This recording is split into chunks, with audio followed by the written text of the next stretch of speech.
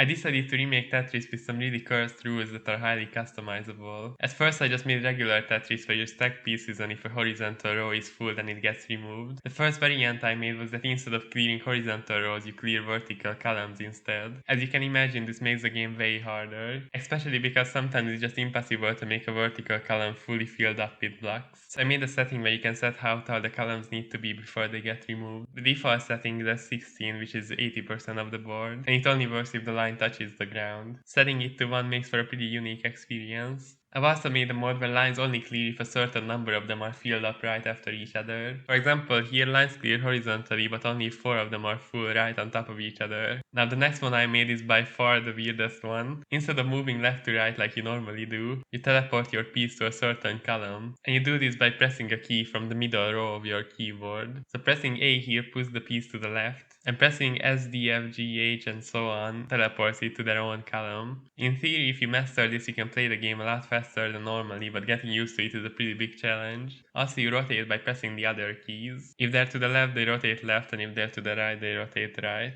Also, I've divided the regular pieces into 2 groups, being the easy and hard pieces. I, J, L, T counts as easy because those ones are usually desirable, whereas the Z, S, O pieces can sometimes be pretty annoying, so if you want to, you can turn off either of them. And then I made a third group of pieces that I named the cursed pieces, that are similarly made of 4 blocks like the other ones, but some of them are only diagonally connected. They are pretty hard to work with at first, but once you're used to them, they're not too bad. Well, except for some of them, like the hole. That can be a bit annoying. But you can also use the setting that makes cursed pieces less likely to occur the more holes you have on your board. But yeah, the cursed pieces are pretty fun. I'm so used to them that playing without them is the thing that feels cursed. As the Joker once said, I'm so wicked that the cursed pieces are just normal pieces to me. But honestly, the most cursed part of them is the rotations that you can make. Like here you can rotate this piece into that hole because of where its center is. Also, there are a few times when they perfectly fit your board and that's just the best feeling ever. I've also just made a simple start with a huge checkerboard piece and then good luck digging your way out of it.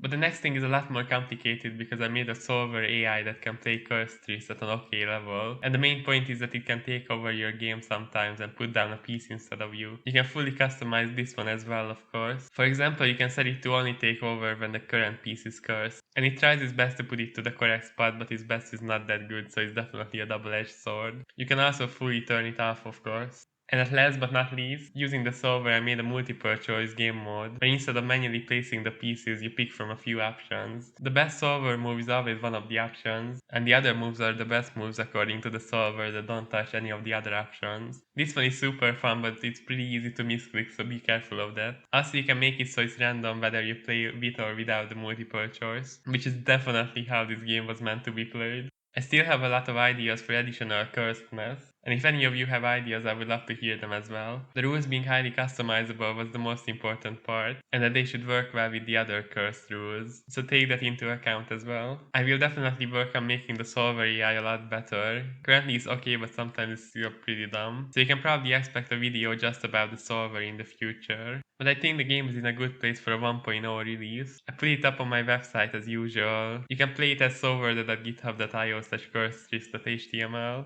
And this time I've also uploaded it to itch.io, so you can play it there as well. Have a cursed